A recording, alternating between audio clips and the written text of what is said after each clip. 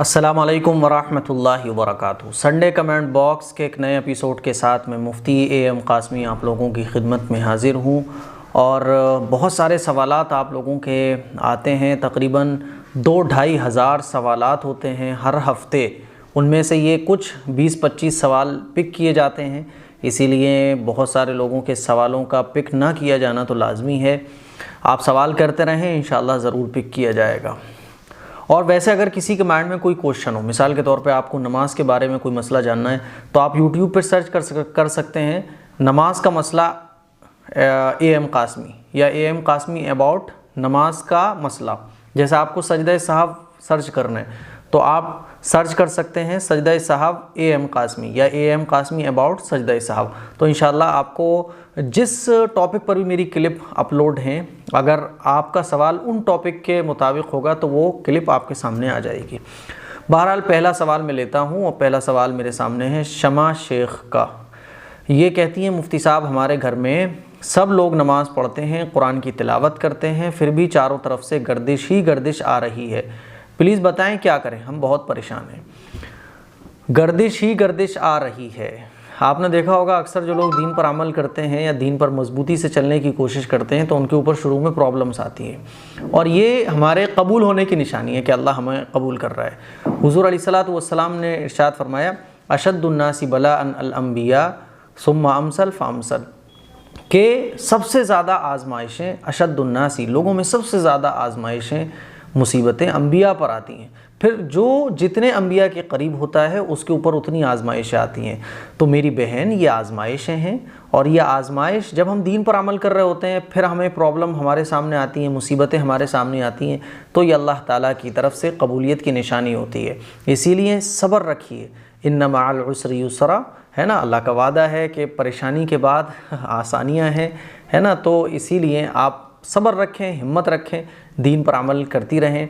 इंशाअल्लाह एक दिन वाया गई परेशानियाँ दूर हो जाएंगी और अल्लाह आपके दिल में ईमान की वो हलावत अता फरमा देगा कि फिर आपको दुनिया की परेशानियाँ नहीं लगेंगी। इसीलिए आप अमल पर जमी रहें। दूसरा सवाल है जीनत खान का। हमने कुरान पाक किसी को देने की नीयत से पढ़ा था, क्या दूसरे को दे सकते हैं? हमने जो भी कुरान शरीफ पढ़ा है हम उसका सवाब किसी को बख्श सकते हैं। तो आपने कुरान शरीफ पढ़ा, आप उसका सवाब किसी को भी बख्श सकती हैं, no problem. F Naushad Ali Salmani ये पूछते हैं, हम मोबाइल से कुरान शरीफ सीखते हैं तो वॉशरूम लेकर जा सकते हैं, काम करने जाते हैं, कहीं रखने की जगह नहीं होती, तो प्लीज़ बता दीजिए। जी देखिए, मोबाइल में कुरान शरीफ होता है, इसी तरह से कुरान शरीफ सीखने की क्लिप्स अपलोड होती हैं, तो जब भी हम वॉशरूम जाएं या कहीं कुरान शरीफ रखें तो ये है कि वो क्लिप ऑन नहीं होना चाहिए, इसी तरह से वो ऐप ऑन नहीं होना चाहिए, यानी डिस्प्ले पर नहीं होना चाहिए। डिस्प्ले पर अगर वो शो नहीं हो रहा है तो नो प्रॉब्लम, हम जो है वो लॉक लगाकर, नॉर्मली लॉक लगाकर ही सभी जाते हैं टॉयलेट वगैरह, तो हम लॉक लगा के स्क्रीन को स्विच ऑफ करके हम या उस ऐप को ऑफ करके जो है हम टॉयलेट वाशरूम वगैरह जा सकते हैं। इसमें कोई कबाहत नहीं है और नॉर्मल ऐसे ही सब लोग जाते हैं, कोई ऐसा नहीं होगा जो ऑन करके जाता हो। तो बस कहने का मतलब ये है कि ऐप हो या वीडियोज़ हो दीनी, उनको हम मोबाइल में रख सकते हैं और हम उनको लेके टॉयलेट वगैरह भी जा सकते हैं, क्योंकि वो बंद होती हैं। वो एक फॉर्मेट, एक फ़ाइल होती है, वो तो जब आप उसको ऑन करें तो ऑन होगी, जब उसे आप ऑफ़ कर दें तो ऑफ़ हो जाएगी, तो कोई प्रॉब्लम नहीं है। मोहम्मद रिजवान पूछते हैं, मेरा नाम मोहम्मद रिजवान है और मैं चंडीगढ़ से हूँ। मेरा आपसे ये सवाल है कि मुफ्ती साहब, सपनों में नमाज़ पढ़ने जाता हुआ या वज़ू करता हुआ दिखाई देता हूँ, इसका क्या मतलब है? इसका मतलब ये है कि आप दीन पर अमल कीजिए, दीन के रास्ता अल्लाह ताला आपके लिए बड़े आसान कर देगा, और ये अल्लाह ताला की तरफ से इनाम होता है कि अल्लाह ताला किसी बंदे के लिए दीन के रास्ते आसान कर दे। तो अल्लाह ताला आपको इनाम देना चाहता है, यानी अपना प्यारा बंदा और अपना वली आपको बनाना चाहता है। आप दीन के रास्ते पर चलिए, दीन के रास्ते आपके लिए बड़े आसान होते चले जाएंगे। मुहद्दिस ज़ेबी पूछते हैं, मुफ्ती साहब जिस लड़की से मोहब्बत करते हैं, हमें पता है कि हमारी शादी नहीं होगी, क्या हम बात कर सकते हैं एक दूसरे से कुछ वक्त तक? जब आपकी शादी नहीं हो सकती तो बात करके अपना टाइम वेस्ट क्यों करेंगे? ये शैतानी धोखे हैं, ये शैतानी हथगंडे होते हैं, ये गुनाह की तरफ ले जाने वाले धोखे होते हैं, जिसको हम सोच रहे होते हैं यार कुछ दिन की तो बात है, कुछ दिन की तो बात है। जब शादी नहीं हो सकती तो फिर आप उससे बात करके क्या करेंगे? इसीलिए ऐसी चीज़ों की तरफ आप तवज्जो ना दें और अल्लाह से दुआ करें। और ये शैतानी मोहब्बतें हैं, इनसे बचने की भी आप अल्लाह से दुआ करें और कोशिश भी करें। अगला सवाल है समराना इशरत का, और ये पूछती हैं मेरे सवालों का जवाब दे दीजिए, कई बार पूछा पर कोई रिप्लाई नहीं आया। क्या हड्डी चबाना हराम है क्योंकि हड्डी में खून होता है? हड्डी चबाना हराम नहीं है। देखिए, एक तो खून वो होता है जो ज़िबाह करते वक्त निकलता है। हम मुर्गा ज़िबाह करते हैं तो उसमें से खून निकलता है, जो खून खुद ब खुद निकलता है, बह जाता है, वो हराम है। लेकिन गोश्त को साफ़ करने के बाद भी जो अंदर जो खून होता है वो हराम नहीं है, इसीलिए हड्डी चबाना हराम नहीं है। दूसरा सवाल इनका है, कहते हैं कि जिसको बुखार आता है उसके गुनाह माफ़ होते हैं, पर जिनको कभी बुखार नहीं आता तो क्या उनके गुनाह माफ़ नहीं होते? ऐसा नहीं है। अल्लाह ने अगर किसी को सेहत दे रखी है तो ये अल्लाह का इनाम है। सेहत का फ़ायदा उठा के हम खूब इबादत करें तो इबादत करके सवाब हासिल कर सकते हैं। अब किसी को अल्लाह ने कमज़ोरी दे दी, किसी को कोई बीमारी दे दी, तो अब ये अल्लाह ताला की तरफ से उसके लिए आजमाइश है। तो अल्लाह की नेमत भी हमारे लिए बाइस अजर है और अल्लाह की आजमाइश भी हमारे लिए बाइस अजर है। अल्लाह ने हमें कोई नेमत दे रखी है, जैसे कि हमें सेहत मिली हुई है, हमें जो है ताकत मिली हुई है, तंदुरुस्ती मिली हुई है, तो हम इस तंदुरुस्ती और सेहत जो अल्लाह की नेमत है इसका फ़ायदा उठाते हुए खूब इबादत करें तो हमें अजर मिलेगा। किसी को अल्लाह ने कोई बीमारी दे रखी है, वो कमज़ोर है, उसको कोई बीमारी लग गई, फ़ीवर आ रहा है, तो अब वो उस पर सब्र करे और जितना कोशिश हो सके इबादत करे, तो ये बीमारी उसके लिए बाइस अजर है। तो दोनों चीज़ें अल्लाह की तरफ से बाइस अजर हैं। किसी को अगर साल भर कभी बुखार ही नहीं आता, किसी को सारी ज़िंदगी, तो ऐसा नहीं है कि उसको नेकी नहीं मिलेंगी, उसके गुनाह माफ़ नहीं होंगे। वो इबादत करके गुनाह माफ़ करवा सकता है। वो गुनाह ना करे तो जो छोटे छोटे गुनाह होते हैं वो खुद ब खुद माफ़ हो जाते हैं। तो दोनों ही चीज़ें अपनी अपनी जगह हैं। तीसरा सवाल है, अच्छा नहीं, इनके दो ही सवाल थे बस। मुजम्मिल सिंघानिया ये पूछते हैं, क्या लड़कों को बैठकर सर में ऑयल डालना चाहिए? लड़कों को बैठकर सर में ऑयल डालना चाहिए। लड़कों को बैठकर, अब बैठकर ऑयल डाले हो यार, या खड़े होकर ऑयल डालो, इससे आपका सवाल क्लियर नहीं हो रहा है। वैसे बैठ के आपकी मर्ज़ी है भाई, तेल डालने में क्या, आप बैठ कर डालो, लेट कर डालो, खड़े होकर डालो, चलते हुए डालो, नो प्रॉब्लम, इसमें कोई दिक्कत नहीं है। अगला सवाल है अफ़ान अंसारी का। मुफ्ती साहब, इस सवाल के लिए मैं बहुत परेशान हूँ। अच्छा, पहला सवाल इन्होंने किया है कि नज़र तेज़ करने का कोई वजीफ़ा बताएं जिससे जल्दी से जल्दी चश्मा हट सके। नज़र को बढ़ाने वाली जो चीज़ें हैं, है ना, जो क़ुव्वत देती हैं, वो चीज़ों को आप खाएं, अपना इलाज कराएं। कुरान मजीद की तिलावत करें। कुरान मजीद की तिलावत करने से भी निगाह बढ़ती है। किसी की बहुत ज़्यादा नज़र वीक हो गई है तो इंशाअल्लाह फ़ायदा मिलेगा। आप कुरान मजीद की तिलावत करें और फिर नज़र कमज़ोर अगर हो जाए तो इसका इलाज कराएं और अल्लाह से दुआ करें। और फिर भी अगर दूर ना हो नज़र की कमज़ोरी तो फिर आप सब्र करें, इससे भी अल्लाह अजर देता है। बड़े बड़े अल्लाह वाले हैं जो नाबीना गुज़रे हैं। इमाम बुखारी रहमतुल्लाह अलैह तो बचपन में नाबीना ही थे, तो ऐसा नहीं है। अगर हो जाए तो आप इलाज कराएँ और कुरान मजीद की तिलावत रोज़ाना करें, इंशाअल्लाह इससे बड़ा फ़ायदा होगा। नंबर 2, लंबाई बढ़ाने का वजीफ़ा बताएं। लंबाई बढ़ाने का वजीफ़ा कुछ भी नहीं है। लंबाई अगर आपकी कम है तो यही है कि जो उम्र होती है लंबाई बढ़ने की, मिसाल के तौर पर तकरीबन 17-18 साल तक लंबाई बढ़ती है, तो इस पीरियड में आप डॉक्टर से मशवरा ले सकते हैं। लेकिन मैं तो आपको यही नसीहत करूँगा कि लंबाई से ज़्यादा आप अपनी सूरत के बजाय आप अपनी सीरत बुलंद करने की कोशिश करें। गट्टे हों या लंबे हों, इससे फ़र्क नहीं पड़ता। आपके अखलाक, आपकी सलाहियत, आपकी क्वालिटी, आपके अंदर तक़वा अगर हो तो आप दुनिया में भी लोगों के दिलों में छा जाते हैं और अल्लाह के नज़दीक भी आप पसंदीदा बंदे कहलाते हैं। इसीलिए आप तक़वा अपने अंदर पैदा करने की कोशिश करें। नंबर 3, सेहत बनाने का वजीफ़ा बताएं। लंबाई बढ़ाने के बहुत सारे वजीफ़े आपको यूट्यूब पर मिलेंगे, लेकिन लंबाई बढ़ाने का कोई वजीफ़ा नहीं है। आप अल्लाह से दुआ कीजिए और लंबाई बढ़ाने के जो तरीक़े हैं उन तरीक़ों को फॉलो कीजिए। नंबर 3, सेहत बनाने का वजीफ़ा बताएं। सेहत बनाने के लिए आप ठीक खाना खाएँ, टाइम से खाना खाएँ और सेहत के लिए जो चीज़ें नुकसानदेह हैं उन चीज़ों से बचें। जैसे आजकल चाउमीन, बर्गर, पिज़्ज़ा ये सब चलती हैं, इनसे आप बचें। ये चीज़ें सेहत के लिए बड़ी नुकसानदेह है। तो सेहत बनाने के लिए आप चाहें तो अंजीर भी खा सकते हैं। अंजीर रोज़ाना तकरीबन 4-5 अंजीर रोज़ाना खाएं, इससे भी बड़ा फ़ायदा पहुँचता है। ज़ैनब अंसारी पूछती है, मुफ्ती साहब मैं इस सवाल के लिए बहुत परेशान हूँ। आजकल बिस्किट खाने की चीज़ों में खिंजीर की चर्बी E471 आ रही है, इन चीज़ों को खाना कैसा है? अगर ये बिल्कुल पक्की बात है कि उस बिस्किट के अंदर जो है वो चर्बी होती है, खिंजीर की चर्बी होती है, तो फिर ऐसा बिस्किट नहीं खाना चाहिए। लेकिन सिर्फ एक ये शक वाली बात है, मतलब इसमें कोई 100% बात कोई अगर ये कह दे कि हाँ 100% मैं कह रहा हूँ कि इसके अंदर खिंजीर की चर्बी है, तो फिर उस बिस्किट को खाना तो जायज़ ही नहीं होगा। लेकिन सिर्फ एक शक के बेस पर महज कहीं से हमने सुना या कहीं से देख लिया, तो फिर तकवा यही है कि आप उस बिस्किट को ना खाएं। जिसमें शक भी हो रहा है तो आप उस बिस्किट को ना खाएं, नो प्रॉब्लम। जो दूसरे बिस्किट हैं उन बिस्किट का इस्तेमाल करें जिसमें ये चीज़ ना हो। मोहम्मद अली ये पूछते हैं, मुफ्ती साहब मैं नुसरत, मुझे पहले से नहीं मालूम था कि नमाज में कोई और लैंग्वेज यूज़ करने से नमाज ख़त्म हो जाती है। ये मुझे पिछले 2 महीने पहले पता चला।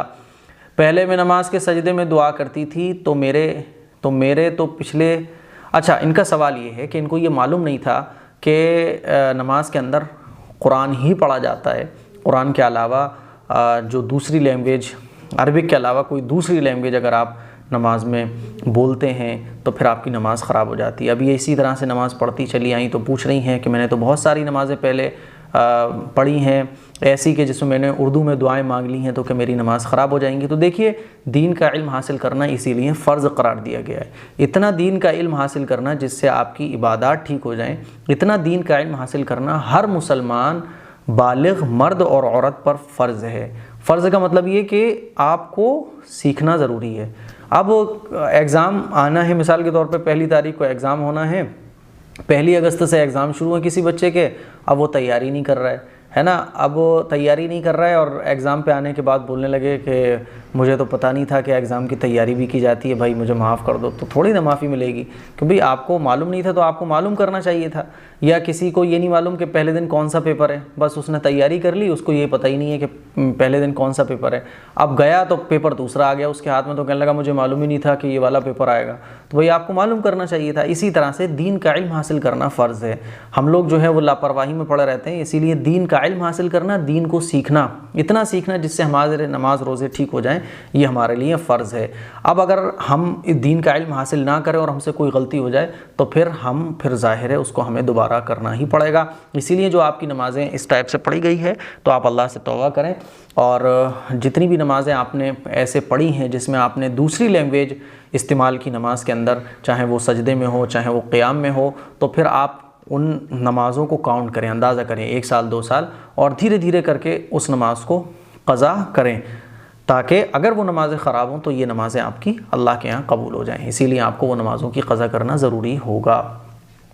अगला सवाल है मोहम्मद साजिद, भाईजान मेरा नाम रुक़ैया है और मैं मैरिड हूँ, अल्लाह के करम से इबादत गुज़ार भी हूँ। भाईजान मेरा एक और सवाल है, आज मैंने ख्वाब में फ़जर की नमाज़ अदा करने के बाद ख्वाब में देखा जैसा कि कोई शख्स जिसके बड़े बड़े पर हैं और इतना सफ़ेद आँखें के हट नहीं रहीं, क्लियर लिखा करें आप लोग सवाल, और आसमान में 2 तलवार और साथ ही चाँद और तारे आपस में मिले हुए देखे, जिनकी रोशनी इतनी तेज़ थी कि मुझे कुछ और नज़र नहीं आ रहा था। अगर आप मैरिड हैं तो आपको अल्लाह ताला ऐसी औलाद अता फ़रमाएगा जो आपके लिए आखिरत में जन्नत में जाने का ज़रिया बनेगी। इसीलिए आप पहले से नियत कर लें कि आप अपने बच्चों की तरबियत इस्लामी तरीक़े पर करेंगी। दूसरी बात यह कि अगर आपकी औलाद पहले से अगर औलाद है, ऑलरेडी आपकी औलाद है, तो वो इंशाअल्लाह आपके लिए आपकी आँखों की ठंडक बनेगी, और अगर नहीं है तब भी आपकी औलाद बहुत अच्छी होगी। आप ये इरादा कर लें कि आप अपने बच्चों की तरबियत इस्लामी तरीक़े पर करेंगी, ठीक है ना। हमारे यहाँ जो है पंखा वगैरह नहीं चलाता हूँ मैं, क्योंकि अगर मैं फ़ैन ऑन कर दूँगा तो फिर आवाज़ क्लियर आपको नहीं पहुँचेगी। इसीलिए ये जहाँ मेरा ये पढ़ने का सेटअप है, जहाँ मेरी ये किताबें वगैरह रखी हुई हैं, जहाँ मैं वीडियो शूट कर रहा हूँ, ये मेरे घर का बेसमेंट है, इसीलिए थोड़ा ये पसीना वगैरह की प्रॉब्लम हो जाती है। अब आपको अच्छी चीज़ ज़ाहिर है आवाज़ क्लियर नहीं समझ में आएगी तो फिर मसले भी क्लियर समझ में नहीं आएंगे, इसीलिए ज़रा आप इस चीज़ को नज़रअंदाज कर दें। अगला सवाल है आयशा खान का, मुफ्ती साहब मैं 5वीं बार सवाल पूछ रही हूँ, इस संडे कमेंट बॉक्स में ज़रूर जोड़ें। क्या कोई मुस्लिम लड़की उस लड़के से निकाह कर सकती है जिसने सच्चे दिल से इस्लाम कबूल किया हो? क्योंकि अगर कोई लड़की सच्चे दिल से इस्लाम कबूल करती है तो उसे कोई भी लड़का आसानी से निकाह कर लेता है, पर लड़का कन्वर्टेड मुस्लिम हो तो उससे कोई निकाह नहीं करना चाहता। अगर किसी लड़के ने सच्चे दिल से इस्लाम कबूल कर लिया है तो फिर वो हमारा भाई है, उससे निकाह भी जायज़ है, उसके साथ कारोबार भी जायज़ है, उसको अपने घर और उससे रिश्तेदारी जोड़ना वो भी जायज़ है, नो प्रॉब्लम, वो हमारा भाई है, ठीक है ना। अब दिक्कत ये आती है कि अगर कोई लड़का इस्लाम कबूल करता है, तो आजकल ये चल रहा है ना कि लड़के इस्लाम कबूल कर लेते हैं, इस्लाम कबूल करने का नाटक करते हैं और फिर वो मुस्लिम लड़की से शादी कर लेते हैं, फिर बाद में वो अपने ही धर्म में चले जाते हैं, जिससे लड़की की ज़िंदगी एक तरह से ख़राब हो जाती है। इसीलिए जो है लड़के को जल्दी से कोई कबूल नहीं करता है। लेकिन अगर कोई लड़के के बारे में ये यकीन हो कि हाँ भाई इसने पूरे दिलो जान से इस्लाम को एक्सेप्ट कर लिया है, तो फिर उससे हम अपनी बेटी या बहन की शादी कर सकते हैं, नो प्रॉब्लम। गुलाफरिन रानी नाम ठीक रखा करें।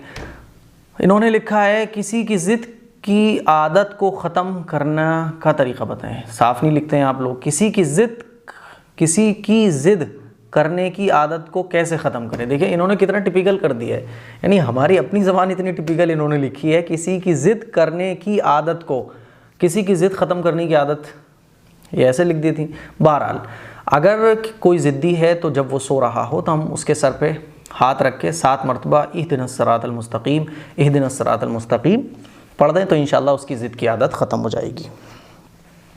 गर्मी कुछ ज़्यादा पड़ रही है और कम होने का नाम नहीं ले रही है। मलिका सैयद ये पूछती हैं, मुफ्ती साहब क्या जूड़ा करके वज़ू करने से वज़ू नहीं होता है? जूड़ा बंधा हुआ हो, वज़ू आप करेंगे, वज़ू हो जाएगा। नूर इस्लाम पूछते हैं, मुफ्ती साहब प्लीज़ जॉब के लिए दाढ़ी कटाना कैसा है? कोई अगर जॉब आपकी इसलिए लगाता है, अपनी कंपनी में आपको जॉब देता है कि भाई आप नमाज नहीं पढ़ोगे, तो ऐसी जॉब को आप लात मार दें। रिस्क देने वाला अल्लाह है ना। सारी दुनिया आपको रिस्क देना चाहे, अल्लाह ना देना चाहे तो दुनिया आपको रिस्क नहीं दे सकती। अल्लाह देना चाहे, सारी दुनिया रोकना चाहे तो कोई आपका एक दाना भी नहीं रोक सकता। इसीलिए जॉब के लिए दाढ़ी कटाना ये जायज़ नहीं है, क्योंकि रिस्क अल्लाह देता है। आप दीन पर अमल कीजिए, दुनिया की जॉबों को आप लात मार दें, अल्लाह आपको वहाँ से रिस्क देगा जहाँ से दुनिया सोच नहीं सकती है। नाहिद अंजुम पूछती हैं, आप बहुत अच्छे हैं लेकिन आपने मेरे नाम का मतलब नहीं बताया, प्लीज़ बताइए। मेरी अम्मी मेरे नाम बदलना चाहती हैं लेकिन मुझे नाम अच्छा लगता है, प्लीज़ बताएं नाहिद के मतलब क्या होगा। नाहिद नाम अच्छा है, इसे बदलने की कोई ज़रूरत नहीं है। आप अपनी अम्मी से कहें कि नाम बहुत अच्छा है, मुफ्ती साहब ने कहा है, क्योंकि ये नाम ख़राब नहीं है। नाहिद के माना आते हैं सबसे मोहब्बत रखने वाली। तो भाई आप जो है अपनी से मोहब्बत रखें, अपने घर वालों से मोहब्बत रखें और अम्मी से बताएं कि इसका मतलब ये होता है, इस नाम को चेंज ना करें। शानू खान पूछते हैं, मुफ्ती जी मेरा नाम माहिनूर है, मेरे नाम की मीन बता दीजिए। माह नूर, नूर का महीना, ये माह माने महीना होता है, नूर माने नूर, नूर का महीना, ठीक है। शाहनवाज नाज पूछते हैं, मुफ्ती साहब कोई इंशाअल्लाह की इबादत, कोई इंसान, देखें इंसान को उन्होंने लिख दिया इंशाअल्लाह, तो थोड़ा सवाल करते वक्त आप देख लिया करें। कोई इंसान अल्लाह की इबादत करता है और दूसरी तरफ फैमिली को ज़रा भी वक्त नहीं देता, कुछ बोलने पर ये कहता है कि दुआ में याद रखता हूँ, ये दुरुस्त है गलत है? अल्लाह ने हमें जो इंसान बनाया है तो इंसान के साथ साथ हमें अल्लाह ने ईमान अता किया है, और इस ईमान की ख़ासियत ये है, इस्लाम की ख़ासियत ये है कि हम शरीयत के मुताबिक जो भी काम करते हैं वो इबादत बन जाता है। कोई आदमी है, एक साहबी हैं, वो दिन रात नमाज़ पढ़ा करते थे, उनकी बीवी ने आके शिकायत की तो हुज़ूर ने फरमाया कि तुम्हारा रिश्तेदारों का भी तुम्हारे ऊपर हक़ है, तुम्हारी बीवी का भी तुम्हारे ऊपर हक़ है, तुम्हारा ख़ुद का भी तुम्हारे ऊपर हक़ है। इसीलिए एक हिस्सा बीवी के साथ रहने का बनाओ, एक हिस्सा इबादत का बनाओ, एक हिस्सा जो है अपनी ज़रूरत के लिए बनाओ। तो इसीलिए हमें ख़ुद के लिए भी टाइम निकालना चाहिए, बीवी बच्चों के लिए, फैमिली के लिए भी टाइम निकालना चाहिए, ये भी इबादत है, ठीक है। अगर हम कोई भी काम करें, हमारी ज़िंदगी जैसे गुजर रही है, जो मिसाल के तौर पे हम खाना खाते हैं, अगर यही खाना हम सुन्नत के मुताबिक खा लें तो खाना हम वैसे भी खाएंगे, लेकिन अगर सुन्नत के मुताबिक खा लेंगे तो हमें सवाब भी मिल जाएगा। पानी तो हम सभी लोग रोज़ाना पीते हैं, कितने गिलास पानी पी जाते हैं, लेकिन यही पानी अगर सुन्नत के मुताबिक हम लोग पी लें, बैठ कर पिएँ, 3 सांस में पिएँ, दुआ पढ़ कर पिएँ, तो यही पानी पीना हमारे लिए इबादत बन जाएगा। तो फ़र्क है, नज़रिए का फ़र्क है। बस वही काम जो हम दिन भर में कर रहे हैं, कितने ही काम क्यों ना कर रहे हो, अगर वो हुजूर के पैटर्न पे आ जाएं, सुन्नत के मुताबिक हो जाएं, हुजूर के तरीक़े पे होने लगें, तो वही काम इबादत बन जाएगा। इबादत हमने सिर्फ किसी को समझ लिया कि नमाज़ पढ़ो, पूरे दिन मुसल्ले पे पड़े रहो, यही इबादत है, ऐसा नहीं है। आरिफ सैफ़ी पूछते हैं, मुफ्ती साहब क्या कॉन्डोम का यूज़ हराम है? जायज़ नहीं है भाई ये, क्योंकि इसको यूज़ ही इसलिए किया जाता है कि बच्चे पैदा ना हों, तो बच्चे पैदा ना होने की गरज से इसका यूज़ जायज़ नहीं है।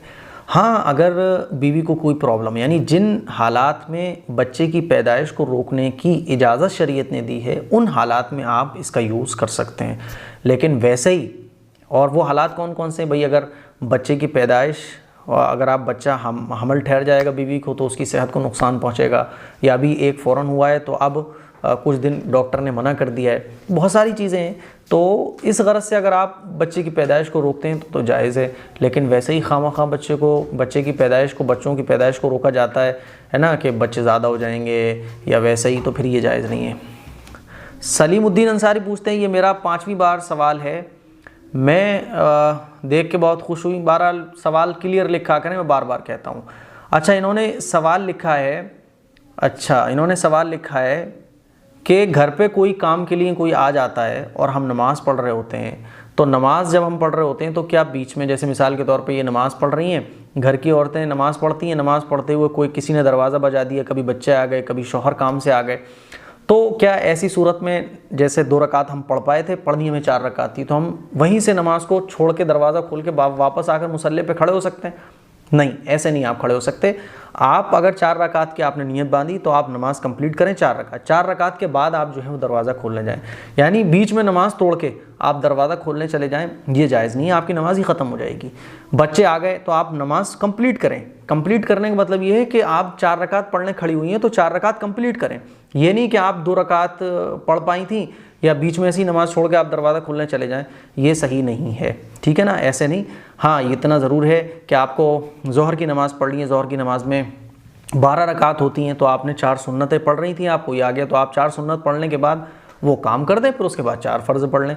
4 फ़र्ज़ आप पढ़ रही थी, उसके बाद कोई आ गया या कोई काम पड़ गया तो आप 4 फ़र्ज़ पढ़ने के बाद मुसल्ला बिछा रहने दें और किसी काम को कर दें, दरवाज़ा खोल दें, बच्चों को खाना वगैरह दे दें या कोई चीज़ किचन में पक रही है उसको देखाएं, फिर बाद में आके पढ़ने खड़ी हो जाएं, ये सही है। लेकिन आधी अधूरी नमाज़ छोड़ के आप चली जाएँ तो फिर नमाज ही ख़त्म हो जाएगी। सिराजुद्दीन खान पूछते हैं, मुफ्ती साहब और सब ठीक है भाई? अल्हम्दुलिल्लाह। मेरा सवाल, पहली कुर्बानी किसके नाम से करें? पहली कुर्बानी और दूसरी कुर्बानी का कोई मतलब नहीं है। कुर्बानी जिसके ऊपर वाजिब है उसी को करनी है। हर साल अगर आपके ऊपर वाजिब है तो हर साल आपको कुर्बानी करनी होगी। पहले किसके नाम की, दूसरे किसके नाम की, ये थोड़ी ना होता है। नमाजें दिन भर में आपके ऊपर फ़र्द होती हैं ना 5 टाइम की, तो ऐसा तो नहीं होता कि आज अम्मी के ऊपर फ़र्द हो रही है, कल पापा के ऊपर फ़र्द हो रही है, कल भाई के ऊपर फ़र्द होगी, आप ही के ऊपर फ़र्द है, अम्मी के ऊपर अलग फ़र्द है। इसी तरह से कुर्बानी जिसके ऊपर वाजिब होती है उसको ही कुर्बानी करना ज़रूरी होता है। मोहम्मद नूर अख्तर पूछते हैं, मुफ्ती साहब मैं आपसे सवाल कर रहा हूँ, मेरे पापा की जॉब चली गई है, वो बहुत परेशान है, प्लीज़ कोई वजीफ़ा बता दें। रोज़ाना मगरिब के बाद सूरह वाक़िया पढ़ें और अल्लाह से दुआ करें, और रोज़ाना फजर के बाद सूरह यासीन पढ़ें और अल्लाह से दुआ करें, इंशाअल्लाह मसला आपका हल होगा। गर्मी इतनी ख़तरनाक पड़ रही है कि जब मैं, वैसे तो मुझे छोटी छोटी क्लिप में बनाता हूँ तो मुझे इतना एहसास नहीं होता, लेकिन जब ये संडे कमेंट बॉक्स आता है तो इसमें तकरीबन 20-25 मिनट लग जाते हैं, तब गर्मी का बड़ा शदीद एहसास होता है। अब पंखा चला लो तो फिर वही है कि आवाज़ आपके पास क्लियर नहीं पहुँचेगी, और अगर फ़ैन ऑफ कर दो तो बस इतनी प्रॉब्लम है कि थोड़ा बहुत पसीना पहुँचना पड़ता है, बाकी नो प्रॉब्लम। AC मेरे यहाँ नहीं लगी हुई है। कभी आप लोग सोच रहे हो कि मुफ्ती साहब AC नहीं चला रहे हैं। नाज़मीन वारसी पूछती है, मुफ्ती साहब क्या जुमेरात को बाल को नहीं धोना चाहिए? नहीं तो जुमे को भी धोना कंपलसरी है? कंपलसरी कभी भी नहीं है, आप जुमेरात को धोएं, जुमे को धोएं, शनीचर को धोएं, इतवार को धोएं, आपकी मर्ज़ी है, नो प्रॉब्लम। नुसरत जहाँ, मुफ्ती साहब हमारे घर में कमोड़ वाले लेटरिन है, क्या हम पाक रहेंगे? कमोड़ वाले लेटरिन, इसको आप थोड़ा सा डिफ़ाइन कर दें कि कमोड़ वाले लेटरिन किसको कहते हैं, मैं नहीं समझा। आप लेटरिन कहीं भी करें, किसी भी तरह के टॉयलेट में करें, नो प्रॉब्लम। ये है कि सफाई सुथराई का ख्याल रहना चाहिए, पाकी मुकम्मल तौर पर हासिल होना चाहिए। फराह नाज पूछती हैं, मुफ्ती साहब प्लीज़ मेरे सवाल का जवाब दीजिएगा। मैं ये जानना चाहती हूँ कि जब हम नमाज़ पढ़ते हैं तो क्या तो किसी को हमारे सामने से निकलना गुनाह है? और इससे बचने के लिए जब बोलते हैं सब लोग कि अपने सामने कोई डंडा या कोई लंबी चीज़ रखो, प्लीज़ हमें ये मसला क्लियर करें और उसको बताएं, रीज़न भी बताएं। उसको कहा जाता है सुतरा। हम नमाज़ पढ़ रहे होते हैं तो हम नमाज के आगे चेयर रख लें या स्टूल रख लें या कोई ऊंची चीज़ रख लें, है ना, या जो है मिसाल के तौर पे आपके पास फ़ोन का स्टैंड है आप वही रख दें, ये होता है सुतरा।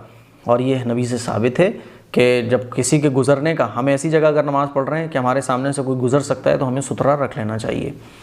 राहिमीन शेख पूछते हैं, मुफ्ती साहब आपके पास बहुत सारे सवालात होते हैं, बराहे करम सिर्फ एक बार मेरे सवाल शामिल कीजिए। एक बार नहीं, हम आपके 2 बार सवाल शामिल करेंगे।